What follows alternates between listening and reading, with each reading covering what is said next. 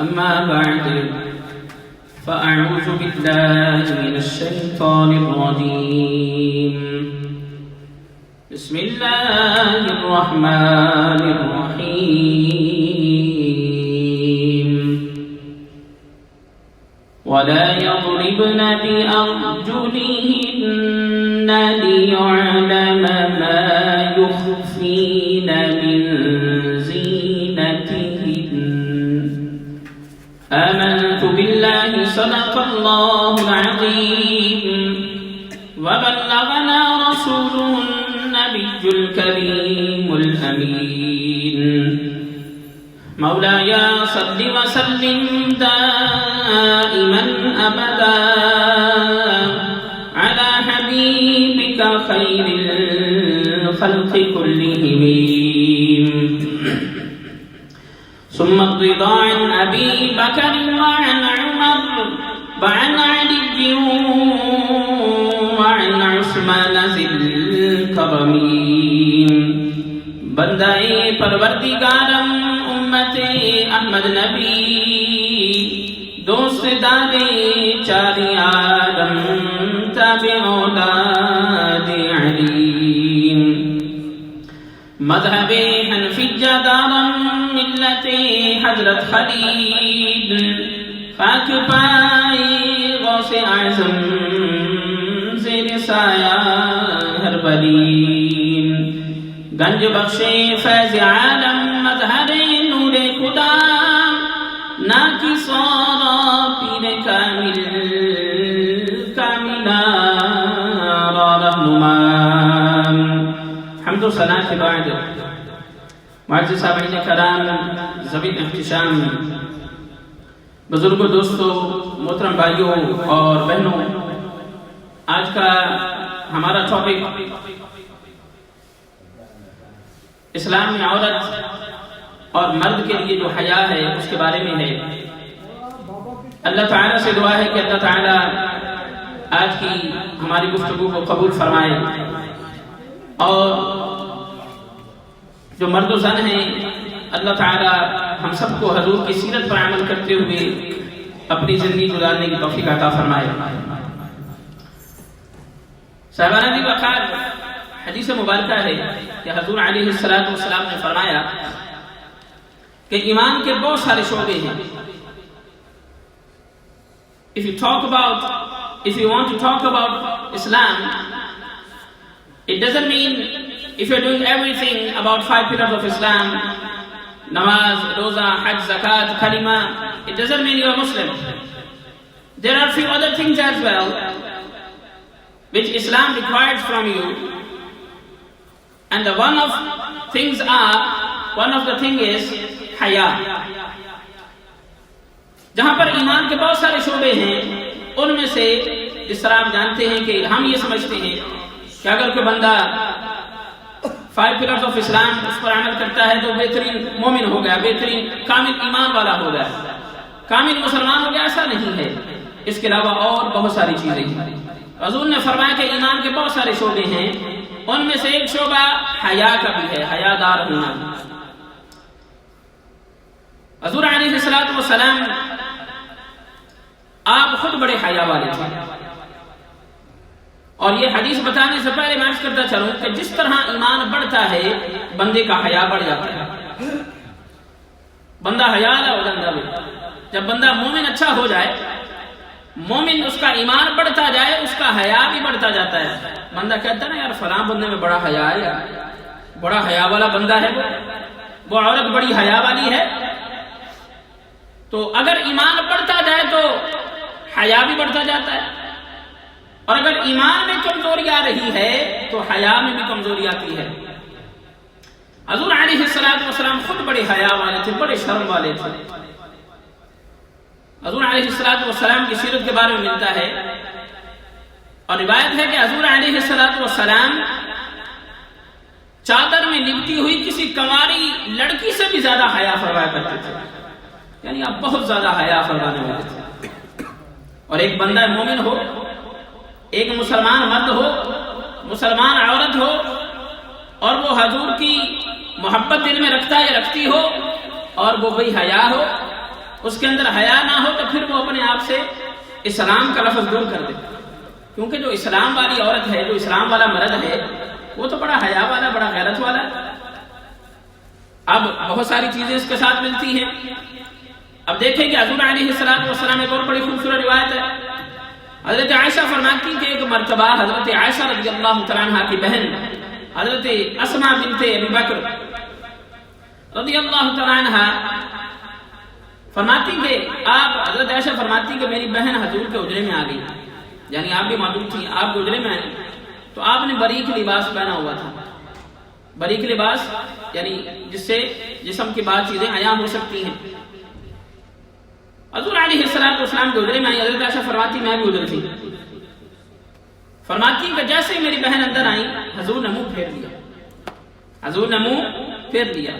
اب اس حدیث سے یہ بھی پتہ چلتا ہے کہ جو ایمان والا ہے اگر کہیں نظر پڑ بھی جائے تو پھر نظر دوسری طرف کر لے۔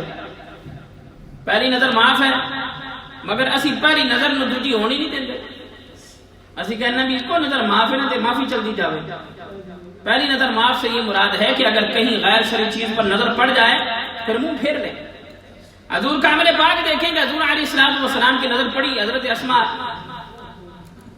حضرت ابو بکر رضی اللہ تعالیٰ عنہ آپ کی صاحبزادی پر، انہوں نے تھوڑا لباس باریک پہنا ہوا تھا، آپ نے نظریں چلا لی اور آپ نے فرمایا کہ جب کوئی بالغ ہو جائے لڑکی، اس کے لیے یہ حلال نہیں کہ اس کے جسم کا کوئی حصہ بھی نظر آئے، سوائے اس کے کہ حضور نے 2 ہتھیلیاں اور اپنے چہرے کا طرف اشارہ فرمایا کہ چہرے اور ان 2 پامس کے علاوہ کوئی چیز بھی لڑکی کی نظر نہیں آنی چاہیے۔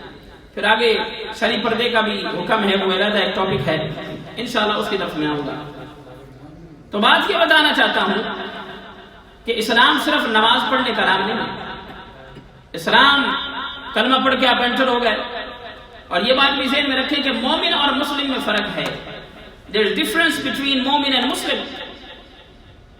If someone is reading La ilaha illallah Muhammad Rasulullah, Ashhadu an la ilaha illallah wahdahu la sharika lah, wa ashhadu anna Muhammadan abduhu wa rasuluhu, and he is coming in the circle of Islam, he is entering in the circle of Islam, alhamdulillah, he is Muslim. But mu'min has a different definition. جو مومن ہے اس کی different definition ہے، اس کے لیے بہت ساری terms and conditions ہیں جو آپ کو پوری کرنے پڑیں گے۔ تو یہ کوئی نہ سمجھے کہ اس نے اگر نماز پڑھتا ہے، حج پر چلا گیا، وہ روزے رکھتا ہے، وہ زکوٰۃ دیتا ہے، بس اتنے سے ہی اس کا ایمان مکمل ہو گیا، نہیں۔ ایمان کے لیے ریکوائرمنٹس اور بھی ہیں، ایمان کے لیے ریکوائرمنٹس اور بھی ہیں، اور اس کے اندر ایک ریکوائرمنٹ جو ہے وہ حیا کی بھی ہے، بندہ غیرت والا ہو، بندہ حیا والا ہو، عورت غیرت والی ہو، عورت حیا والی ہو، اور شرم والا بندہ بھی ہو اور عورت بھی ہو۔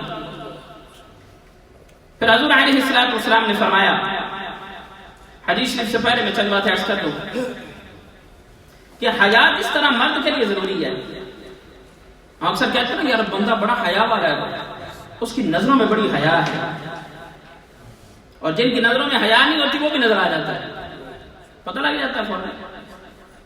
جس طرح مرد کو پتہ چل جاتا ہے اسی طرح عورت کو بھی پتہ چل جاتا ہے کہ یہ فلاں بندہ صحیح نہیں دیکھ رہا۔ تو جس طرح ہم یہ ریکوائر کرتے ہیں کہ مرد کے اندر حیا ہو، اسی طرح عورت کے اندر بھی حیا ہونا چاہیے۔ کیا سارا ذمہ مردوں کا ہے؟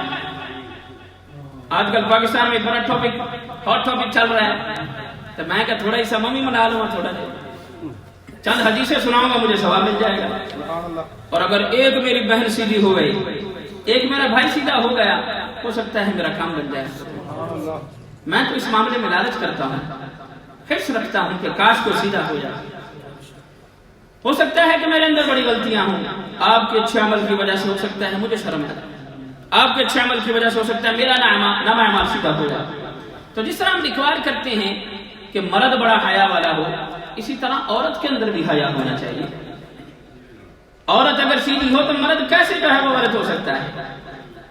عورت شرم والی ہو، قرآن پڑھنے والی ہو، قرآن نے جس طرح کہا ہے ویسے ہو۔ قرآن میں رب تعالیٰ فرماتا ہے عورتوں کو، فرماتا ہے کہ کیا کرو، اب ایسا پر اٹھا لیجیے، فرمایا کہ اس کے اندر آتا ہے کہ اب جب اس کا مفہوم میں عرض کر دوں کہ جب تم مردوں سے بات کرو تو سختی سے بات کیا کرو، نرمی سے بات نہ کیا کرو. عورت ایسے بات کرے سیدھی بات, یس نو ٹھیک ہے, آپ کے گھر میں نہیں ہے. اگر عورت بڑی جو ہے وہ نرمی سے گفتگو کرے گی تو قرآن میں رب تعالیٰ فرماتا ہے ہو سکتا ہے اس کے دل میں فی مرض, اس کے دل کے اندر مرض ہو اور وہ کوئی تھما رکھ بیٹھے. اگر کوئی قرآن و حدیث پر عمل کرنے والی عورت ہو تو مرد قریب نہیں آ سکتا, لیکن اگر عورت خود دعوت دیتی ہو پھر اسی طرح مرد خود دعوت دیتا ہو تو پھر معاملہ خراب تو ہوتا ہے. تو جس طرح عورت کے لیے ریکوائر ہے کہ وہ حیا والی ہو, مرد کے لیے بھی ریکوائرمنٹ ہے. پھر مرد کے لیے جس طرح ریکوائرمنٹ ہے پھر عورت کے لیے بھی. اب سنیے قرآن میں رب تعالیٰ فرماتا ہے وَقُلْ لِلْمُؤْمِنَاتِ يَغْضُضْنَ مِنْ أَبْصَارِهِنَّ وَيَحْفَظْنَ فُرُوجَهُنَّ وَلَا يُبْدِينَ زِينَتَهُنَّ إِلَّا مَا ظَهَرَ مِنْهَا وَلْيَضْرِبْنَ بِخُمُرِهِنَّ عَلَى جِيوبِهِنَّ. فرمایا اے رسول صلی اللہ علیہ وسلم آپ ایمان والی عورتوں کو فرما دیں کہ اپنی نگاہیں نیچے رکھا کریں. عورتوں سے کہا. In this verse of Quran, Allah subhanahu wa ta'ala is informing to the Prophet alayhi salatu wa salam, inform to the female, inform to the Muslim sister, the Muslim female, try to, English میں بڑی خوبصورت ایک جملہ ہے, try to lower your gazes. یہ کہتے ہیں اپنی نگاہوں کو نیچا رکھیں, اپنی نگاہوں کو نیچا رکھیں. عورتوں سے کہا جا رہا ہے. فرمایا کہ میرے نبی آپ مومن عورتوں کو کہہ دیں اپنی نگاہیں نیچی رکھیں, اپنی شرمگاہوں کی حفاظت کریں اور اپنا بناؤ سگار غیر کے لیے ظاہر نہ کریں. یہ سارا معاملہ تو اپنے میاں کے لیے تھا. میک اپ کر کے 10 من میک اپ کر کے یہ سارا کچھ کر کے, اور بھائی کس کو دکھانے جا رہی ہو؟ اب میں بات جملے نہیں کہنا چاہتا تو آج کل سوشل میڈیا پہ چل رہے ہیں. یہ ممبر نے لکھا ہے کہ مختلف ادیان کے اندر یہ ڈسکشن ہوتی تھی کہ یہ عورت تو انسان ہی نہیں ہے, یہ تو کوئی اور مخلوق ہے. اسلام نے بتایا جائے انہیریٹنس کا جو اسلام نے دیا ہے. اسلام کہتا ہے کہ جہاں پر مرد کو حصہ جائے وہاں پر بیٹی کو بھی حصہ جائے, جہاں پر بیٹے کو حصہ جائے بیٹی کو بھی جائے. پھر بیوہ کا حصہ بھی رکھا ہے. یہ اسلام نے تمہیں حق دیا ہے. آج تم کہتے ہو کہ ہمیں اسلام آزادی نہیں دیتا, اسلام نے تو آزادی دی ہے. آج تم کہتے ہو کہ اسلام آزادی نہیں دیتا, اسلام کیا کہتا ہے؟ اسلام کہتا ہے اگر تم نان و نفقہ نہ اٹھا سکو تو شادی مت کرو. نان و نفقہ سے کیا مراد ہے؟ سادہ لفظوں میں یہ ہے کہ اپنی بیوی کے حقوق پورے کرو. مرد کا یہ کام ہے کہ عورت کو کھلائے, عورت کو کھلانا پلانا, اس کی بیسک نیسیسٹیز کا, اس کی بیسک نیڈز کا, بیسک کموڈیٹیز کا خیال کرنا, یہ کس کا حق ہے؟ مرد کا ہے. ورنہ فرمایا اگر مرد پورا نہیں کر سکتا پھر شادی نہ کرے. پھر حدیث اور بھی ہیں اس کے معاملے میں کہ جو نہیں کرتے ان کے بارے میں بھی ہے. میں صرف اپنے موضوع سے ریلیٹڈ کیونکہ بعض دفعہ علماء بھی تقریر سنتے ہیں وہ پھر پکڑ لیتے ہیں تو بعض دفعہ بات پوری کرنی پڑتی ہے. تو عورت نے یہ جو اسلام نے عورت کو یہ حق دیا کسی اور نے نہیں دیا. میں نے آپ کے ساتھ بڑی خوبصورت مثال رکھی جو انہیریٹنس کا ہے, اپنی وراثت کا حق ہے, جتنا خوبصورت حصہ دین نے دیا ہے عورت کو کسی اور نے نہیں دیا, کسی اور نے نہیں دیا. پھر ہم کہتے ہیں ہمیں اسلام آزادی نہیں دیتا. اسلام تو آزادی دیتا. اسلام نے تمہاری شان بنائی ہے کہ تمہیں نوکری کرنے کی ضرورت نہیں, جاب کرنے کی ضرورت نہیں, یہ مرد کا کام ہے وہ جاب کرے. اور یہ پھر علیحدہ ٹاپک ہے کہ عورتیں جاب کر سکتی کہ نہیں کر سکتی. تو اس کے اندر میرا موقف یہ ہے, اور میرا صرف نہیں ہے مفتیان کرام کے موقف ہے, کہ اگر عورت کی عزت محفوظ ہو اور اس کو ضرورت ہو, واقعی ہی ضرورت ہو, اس کا کوئی اور کمانے نام والا ہو, تو کچھ ٹرمز اینڈ کنڈیشنز کے ساتھ عورتیں جاب کر سکتی ہیں. میرا موقف یہ ہے, عورتوں کے جاب کرنے کے خلاف نہیں, لیکن جس طرح دین نے جتنی اجازت دی ہے اس طرح وہ کر سکتی ہے. عرض کرنے کا یہ مقصد ہے, اسلام نے تمہیں نہیں کہا کہ خود کماؤ خود کھاؤ. اسلام نے کہا نہیں, تو گھر کی ملکہ ہے, تو گھر میں بیٹھ, یہ مرد کا کام ہے وہ کمائے اور تجھے کھلائے. یہ اسلام نے بتایا اور کسی نے نہیں بتایا. اللہ تعالی ہم سب کو یہ بات سمجھنے کی توفیق عطا فرمائے. پھر عورت کو جہاں تک فرمایا وَلَا يَضْرِبْنَ بِأَرْجُلِهِنَّ لِيَعْلَمَ مَا يُخْفِينَ مِنْ زِينَتِهِنَّ, اور اپنے پاؤں زمین پر زور سے مت مارو کہ کہیں تمہاری چھپی ہوئی جو زینت ہے وہ ظاہر نہ ہو جائے. آج جب عورتیں چلتی ہیں ٹک ٹک کی آوازیں آ رہی ہوتی ہیں, پٹاخے بج رہے ہوتے ہیں. اسلام کہتا ہے ایسے مت کرو. عورت چھپی ہوئی چیز ہے, عورت چھپی ہوئی چیز ہے.